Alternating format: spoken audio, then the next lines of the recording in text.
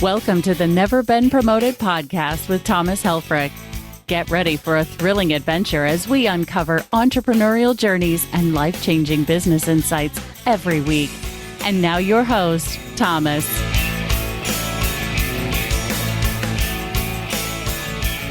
Welcome to the Never Been Promoted podcast. Today's episode is going to be about time. Time is gold. And these are some lessons I've learned, or I wish I would have learned before becoming an entrepreneur, because time is truly your greatest asset. And a few things that I wish I would have learned prior is how to manage it and what I should be doing with it. Hey, once again, hi, Thomas Helfrich. I'm your host of Never Been Promoted, an author of the book Never Been Promoted. And I appreciate listening today to kind of talk about a really big aspect of being an entrepreneur, which is managing your time. Because when you don't work for other people, you're going to have a lot of free time. And what you do with it to be most effective and be successful is going to be very, very important. So along my way, I've taken, different routes with my company, InstantlyRelevant.com, and I've wasted so much time on things that just didn't matter. And I want to go over some of those things that I did that are going to be completely obvious, and some of them aren't. But the idea and the whole goal of this podcast is for you to understand you have to actively manage your time, or somebody else will. And especially if you're coming from the corporate world where, you're in the 9 to 5, so to speak, and though you've hated every second of maybe having someone manage your time for you, be there, it did create some boundaries and rules to make you maybe focus a little better, maybe have you, be a little more in control of the time and what you're doing. So when you get on your own, you become the entrepreneurs, you kind of get to choose. You got to kind of figure out what you should go do for the day. And here are the few things that we're going to go through to talk about that I've seen along the journey that I think is very effective. And once again, thing I really wish I would have really have known and learned and executed prior to becoming an entrepreneur. So before we get into some of the examples and things you should do, just little, tips and tricks, understand that the importance of time management directly relates to how much happiness you'll have in your life, how much money you'll make in your business, and how successful you're going to be able to scale your business. You must control the time elements that you are doing throughout your day with your family, with your friends, so you can have the right amount of balance, the right amount of effort, and the right amount of satisfaction throughout your day and throughout your entrepreneurial journey. So tip number one of what I'm going to start with for managing your time is stop playing video games. Speaking from experience, these things are so much fun and so addictive. And I'm talking on your phone or on Xbox or maybe on PC or PlayStation or whatever. You got to put it down. You can make maybe some time to go do this through the week. But job number one is stop playing video games. Biggest time suck there is on the planet. And probably number two is drinking. Stop drinking so much. And I don't mean like water. I'm talking booze, alcohol, wine, beer, liquor. Stop it. If you're drinking all the time, you're trimming off parts of your day. You could be focusing. You're going to get up later. You're going to be a little more foggy. You can have fun with it, but those two big things, stop drinking so much, stop playing games. Those are two big ones right out of the gate that I see a lot of people that are entrepreneurs do, is they waste time.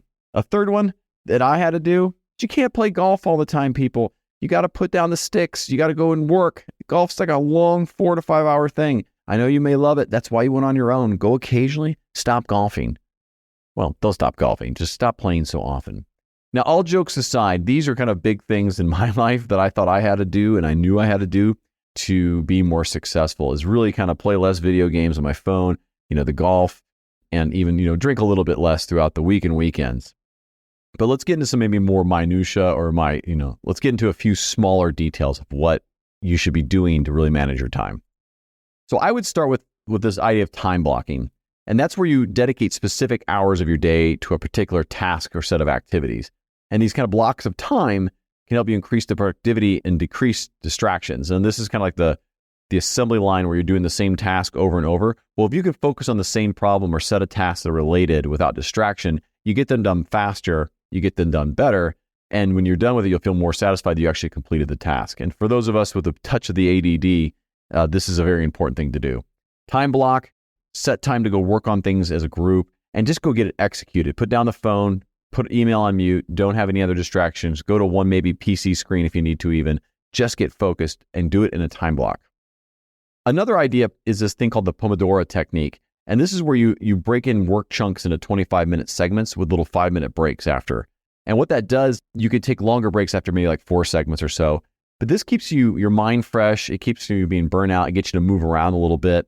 I'd recommend in those 5 minutes, you get some water, maybe get a little food, go to the restroom, maybe find the last minute to go do as many push-ups as you can. Leverage that 5 minutes throughout the day. So if you're out an 8-hour day, or even if you're working 10-hour days, that's like 40, 50 minutes of things you can do to benefit yourself. And water and exercise and food are super important. But break your chunks of time up in 25-minute segments with 5-minute breaks and take little longer breaks after, the 4 segments. A really good technique for being effective and productive. There's another thing called the Eisenhower matrix. And this is when you prioritize tasks by dividing them into kind of 4 categories of urgent and important but not urgent, urgent, not important, and not urgent, not important. This can help you focus on what really matters. And what you'll find is if you really work on the urgent and important tasks, you're going to get the things that really matter to you and your business done first. That is the category to absolutely focus on. There's great books and articles and things written on this, but focus in some way, prioritize. And if you can prioritize in those kind of 4 categories and work on the urgent, important first, you are on your way to really maximizing the time that you're using. Another really good technique that I wish I've known to done is, and I hate doing this, but it's time auditing. It's tracking how you spend your time. And you might be surprised how much time you spent on unproductive tasks and activities. The trick is it's almost akin to, tracking your food in apps when you're trying to lose weight. You just got to do the work and put it in there. And though it's a pain in the butt to audit your time and enter it in and figure out what you're doing, do it to see really from the idea of how you can improve it so you can have more free time by identifying errors you're wasting. It's like I said, it's not something I enjoy doing, but it's something I wish I would have known prior because it would have saved me hundreds of hours of just wasted activities by auditing and seeing it to me in the form of data. You can use technology to help manage your time as well. In particular, I would use technology, though, to speed up tasks that typically would be manual in nature. And this could be things like AI for writing. This could be some things for automating part of your invoicing or your accounting. It also could just be for tracking. Do a Google search. I'm not going to get into the details of it, but use technology correctly, not as a distraction, but as a way to capture back your time and help advance you or accelerate you in your day. Now, for all my ADD people who've already drifted off at this point, I want you to come back just for 2 minutes here. That's all I'm asking. And just stop multitasking. This is the biggest thing that it will suck the day away from you without even realizing it. Looking at your phone, checking your email, doing 2 things at once, trying to eat and work. Just stop doing it for your 25-minute blocks or for the shorter times. I know you're already starting to drift away, my ADD folks. I get it. I even lost focus myself there for a moment. I want you to just really try to avoid any multitasking when you're trying to get some urgent and important task done. Now, this one might seem a little interesting because I want you to start your mornings a little more meaningful, a little more mindful. Start with a brief meditation. Don't pick up your phone first. This is big. Get up, brush your teeth, hit the restroom, get some water in, and maybe just reflect drinking a cup of coffee for 15 minutes. Just take time before you dive in. If you don't, you're never going to get your day set and get your mind right and get kind of balanced. But just take a few moments to get set, get your mind mindful, and have some meaning to your morning so you can kick off the rest of your day with way more attentiveness and way more attention to the details of the things you need to get done. Now, one thing I've always done is I've made sure that I'm on a 4-day work week. Now, all my teams are on the same 4-day work week.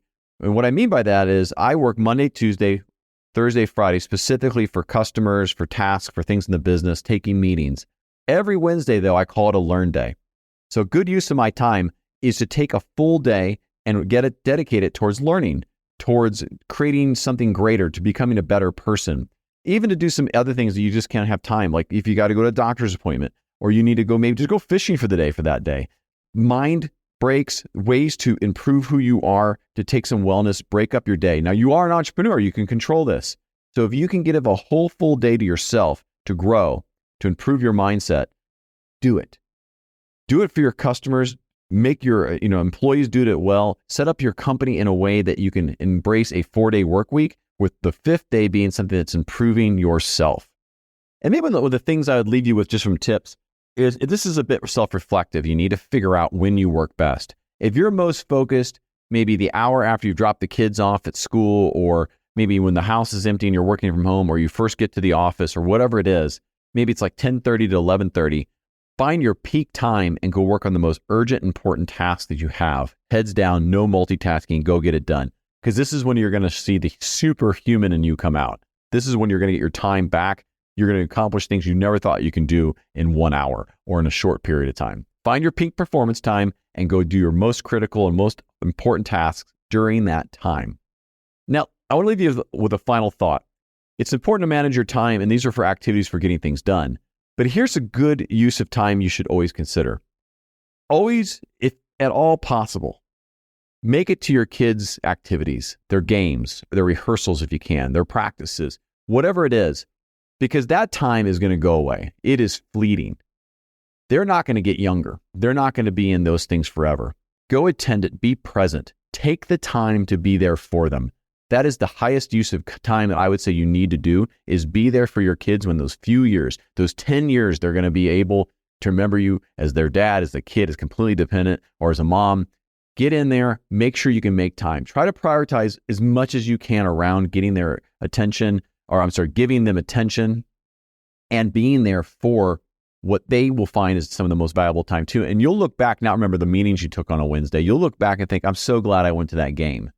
That being said, some kids' travel schedules are off the hook. They're crazy. They're intense. They're out of this world. You will have to balance between, being on the road nonstop for kids, for travel teams and things like that. But I tell you what, you got to put as much time as you can to give your kids time and still balance your entrepreneurship. But if you can make it and you can prioritize a task that has less value, do it. Give your kids the attention. In the same thread, take your spouse on a date, man or woman. Take the loved ones in your world and go spend time with them. I've been guilty of not doing a great job of that myself, being so focused on work and other things that I've neglected that. And I got to tell you, that's the one piece of advice for your spouse who's, going to be around even after the kids are gone, even after maybe you've sold or your company failed or who knows what happens. They're going to still be there. Take time to give them time as well. That's a good use of time. It's a good mental break for you to connect with the people who love you around you. Take that time. And finally, make sure you're making time to network, to get to know other people, to expand your friendships, to take acquaintances and create friends from those acquaintances. Take time to grow the people around you, grow the hobbies that you're going to get into. Take time for yourself to grow. Take time for yourself to enjoy life. Entrepreneurship is hard enough as it is. You need to enjoy yourself at the right balance.